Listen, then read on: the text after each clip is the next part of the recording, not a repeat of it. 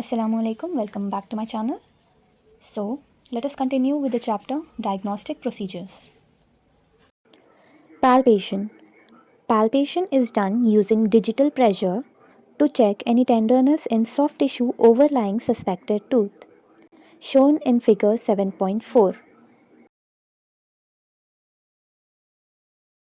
Sensitivity may indicate inflammation in periodontal tissues surrounding the affected tooth.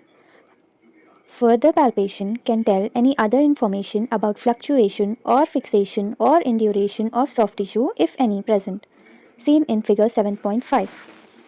Palpation of salivary glands should be done extraorally. Submandibular gland should be differentiated from lymph nodes in the submandibular region by bimanual palpation, shown in figure 7.6. Palpation of temporomandibular joint can be done by standing in front of the patient and placing the index fingers in the preauricular region.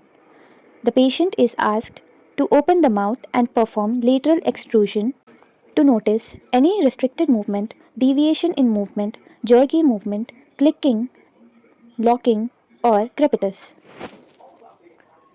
Shown in figure 7.7, examination of temporomandibular joint. Palpation of lymph nodes should be done to note any lymph node enlargement, tenderness, mobility, and consistency, shown in figure 7.8. The lymph nodes frequently palpated are preauricular, submandibular, submental, and cervical. If any localized swelling is present, then look for local rise in temperature, tenderness, extent of the lesion, induration, fixation to underlying tissues, etc. Provisional diagnosis after examination of lymph nodes. Any enlargement of submental lymph node, then the provisional diagnosis will be infection of anterior teeth. Any involvement of submandibular lymph nodes, then the provisional diagnosis would be mandibular molar infection. Enlargement of lymph nodes at the angle of the mandible may indicate tonsillar infection. Firm and tender palpable lymph nodes associated with fever and swelling, then the provisional diagnosis is the acute infection. Palpable lymph nodes not associated with pain, then the provisional diagnosis is chronic infection.